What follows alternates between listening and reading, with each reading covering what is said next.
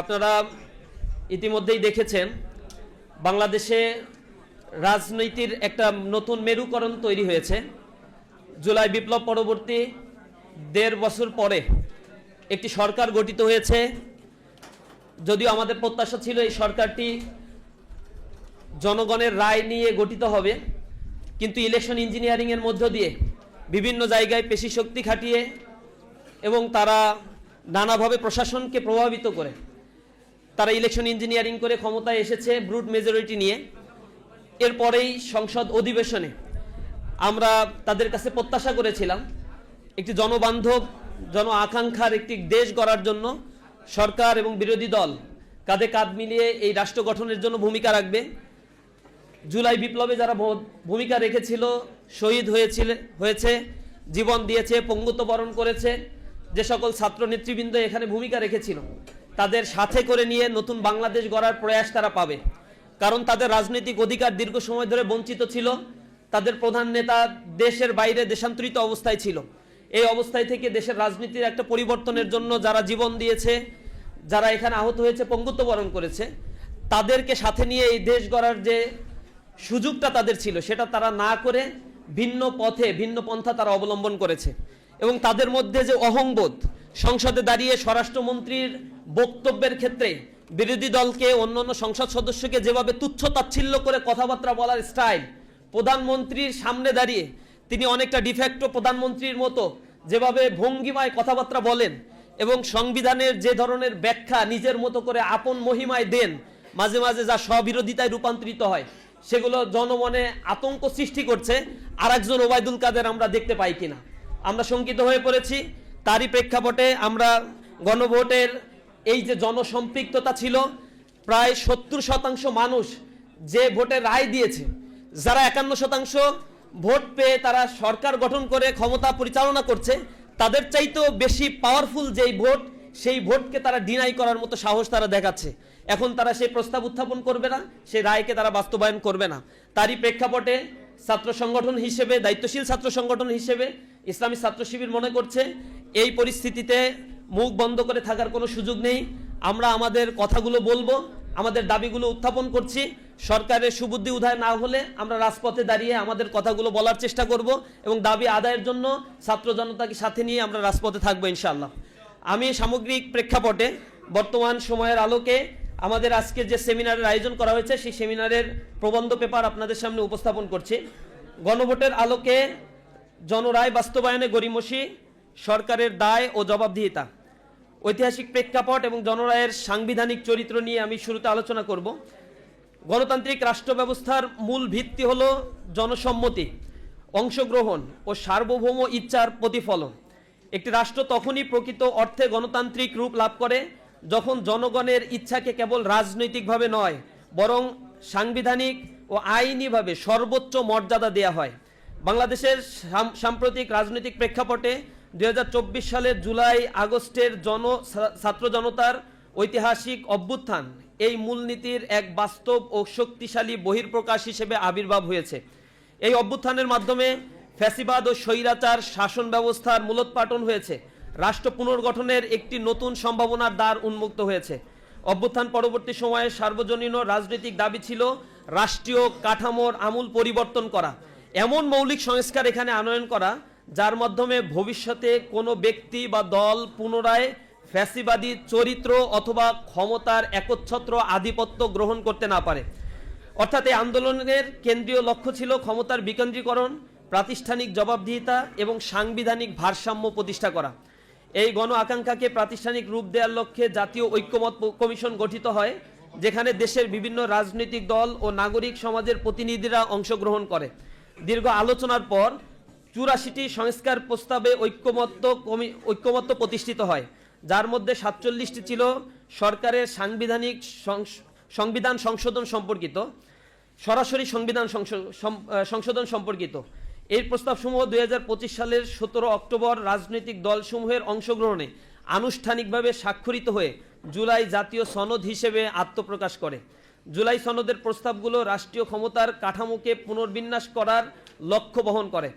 এতে প্রধানমন্ত্রীর ক্ষমতা সীমিতকরণ, রাষ্ট্রপতির ক্ষমতা পুনর্বিন্যাস, দ্বিকক্ষ বিশিষ্ট সংসদ প্রতিষ্ঠা, মৌলিক অধিকার সম্প্রসারণ, বিচার বিভাগের স্বাধীনতা এবং সাংবিধানিক প্রতিষ্ঠানের নিয়োগ প্রক্রিয়ায় স্বচ্ছতা নিশ্চিত করার মতো মৌলিক সংস্কার অন্তর্ভুক্ত ছিল। এই সনদের বাস্তবায়ন নিশ্চিত করার লক্ষ্যে 2025 সালের 13ই নভেম্বর রাষ্ট্রপতি জুলাই জাতীয় সনদ সংবিধান সংশোধন বাস্তবায়ন আদেশ 2025 জারি করে।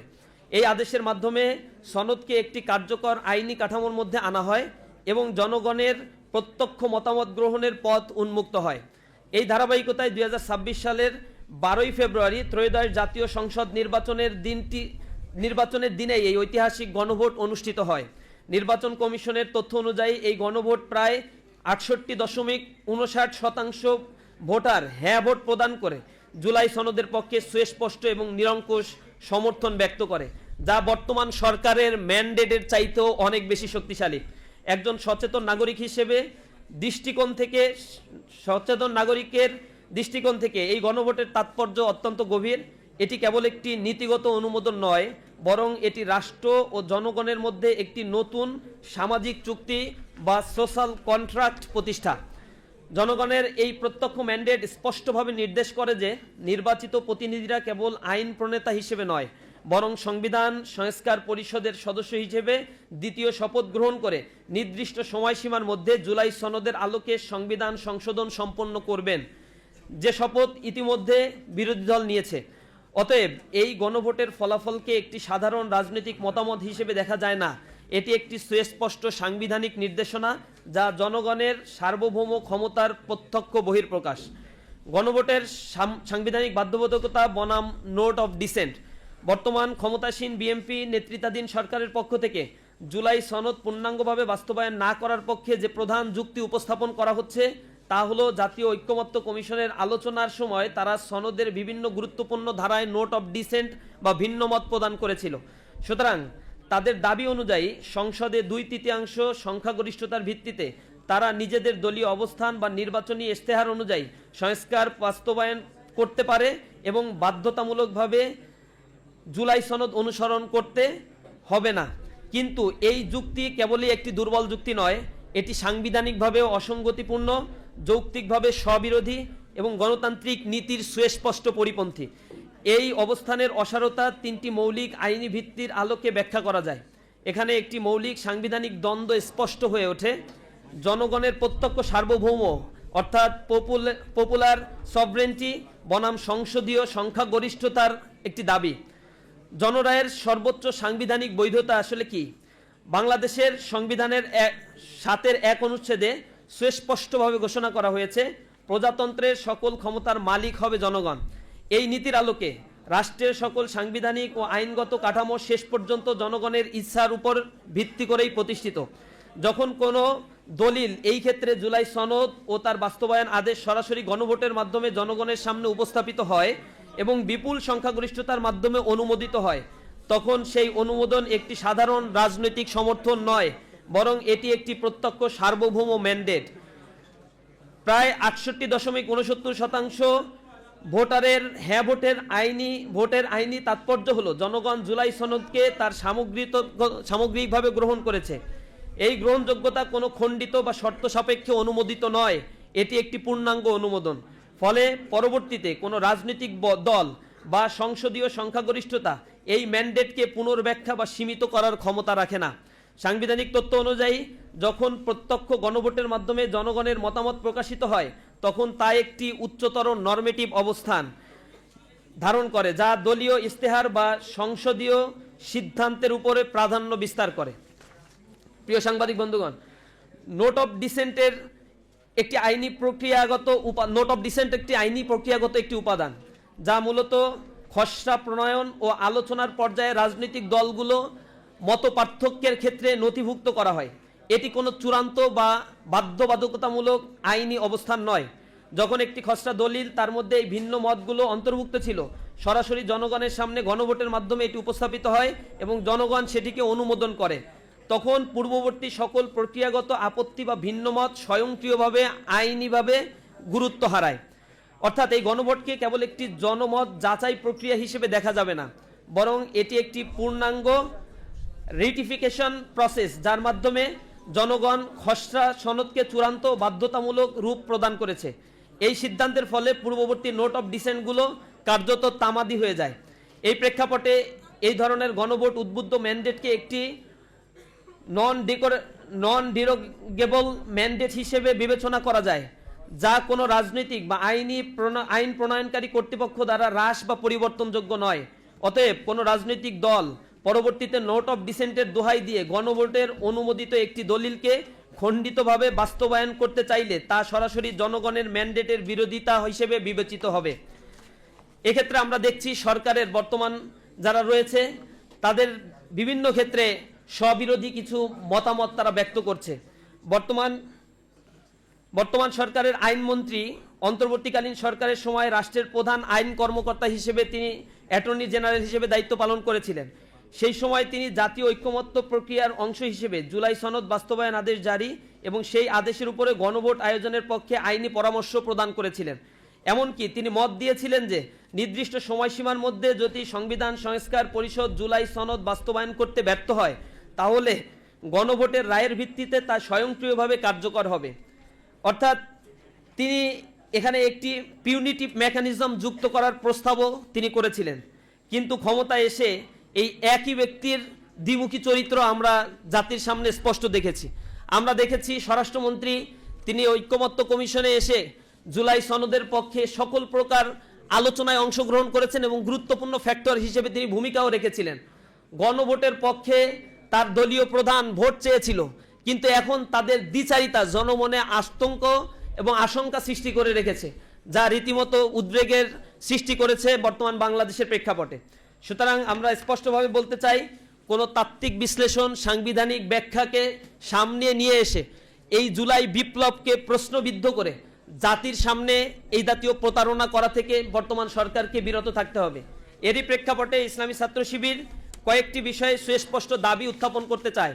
প্রথমত হচ্ছে জুলাই সনদ এর অবিকৃত এবং পূর্ণাঙ্গ বাস্তবায়ন এই সরকারকে অতি দ্রুত করতে হবে। দ্বিতীয়, সকল নোট অফ ডিসেন্ট সম্পূর্ণ অকার্যকর ঘোষণা করতে হবে। তৃতীয়, সংবিধান সংস্কার পরিষদের কার্যক্রম অবিলম্বে শুরু করতে হবে। চতুর্থ, সুপার মেজরিটির অপব্যবহার বন্ধ এবং জনরায়ের সুরক্ষা সরকারকে করতে হবে। সংস্কার প্রক্রিয়ায় শতভাগ স্বচ্ছতা ও জনসম্পৃক্ততা নিশ্চিত করতে হবে। সাংবিধানিক প্রতিষ্ঠানগুলোর পূর্ণাঙ্গ স্বাধীনতা নিশ্চিত করতে হবে, যে ক্ষেত্রে সরকারের চরম উদাসীনতা এবং একঘেয়েমিতা আমরা লক্ষ্য করছি। ইতিমধ্যেই তারা তাদের ক্ষমতার অপব্যবহার করে বিভিন্ন জায়গায় তারা সাংবিধানিক যে পোস্টগুলো ছিল অথবা আমরা বিভিন্ন বিশ্ববিদ্যালয়ের ভিসিগুলোকে আমরা দেখতে পেয়েছি বিনা কারণে কোনো নোটিশ ব্যতি রেখেই তারা এই পরিবর্তনগুলো এবং ক্ষমতার অপব্যবহার করেছে। সুতরাং তারাও পরবর্তীতে যে একই রকম ফ্যাসিবাদী চরিত্রের অধিকারী হবে না, এটা নিশ্চিতভাবে কোনোভাবেই বলা যাচ্ছে না। সর্বোপরি আমরা বলতে চাই, সময়সীমা লঙ্ঘনের স্বয়ংক্রিয় বাস্তবায়ন ব্যবস্থা কার্যকর করতে হবে। অর্থাৎ যদি কোনো অজুহাতে বা রাজনৈতিক কূটচালে নির্ধারিত সময়সীমার মধ্যে জুলাই সনদ বাস্তবায়ন করা না হয় তবে কালক্ষেপণ রোধে গণভোটের রায়ের ভিত্তিতে তা স্বয়ংক্রিয়ভাবে বাস্তবায়িত হওয়ার আইনি ব্যবস্থা অবিলম্বে সক্রিয় করতে হবে। সরকারের প্রতি আমরা উদাত্ত আহ্বান জানাই, তাদের যেন সুবুদ্ধির উদয় হয়। এর পূর্বে 1996 সালে তারা তত্ত্বাবধায়ক সরকার ব্যবস্থা নিয়ে এরকম গড়িমসি করেছিল, অথচ তাদের সরকারই গঠিত হয়েছিল তত্ত্বাবধায়ক সরকারের উপর ভিত্তি করে। এই সরকারের চরিত্র দেখবেন, বিশেষ করে বিএনপির চরিত্র আমি নির্বাচনের আগেও বলেছিলাম, তারা কথা দিয়ে জনগণের সাথে প্রতারণা করে। তাদের জন্ম হয়েছিল যে গণভোটের মধ্য দিয়ে, যে একটি স্বৈরশাসন সেনা শাসনের মধ্য দিয়ে তাদের উত্থান হয়েছিল, এরপরে গণভোটের মাধ্যমে তাদের বৈধতা হয়েছিল। এই সরকারি পরবর্তীতে এসে এখন তাদের চরিত্র হচ্ছে গণভোটের রায়ের বিপক্ষে তারা অবস্থান নিচ্ছে। তত্ত্বাবধায়ক সরকারের বিরুদ্ধে তারা অবস্থান নিয়েছিল, তারা সরকারের জনরায়ের বিরুদ্ধে অবস্থান নেওয়ার পরে জনগণ যখন আবার রাস্তায় নেমেছিল তখন তারা আবার তত্ত্বাবধায়ক সরকার ব্যবস্থা দিয়ে নির্বাচন করে তারা তখন পরাজিত হয়েছিল।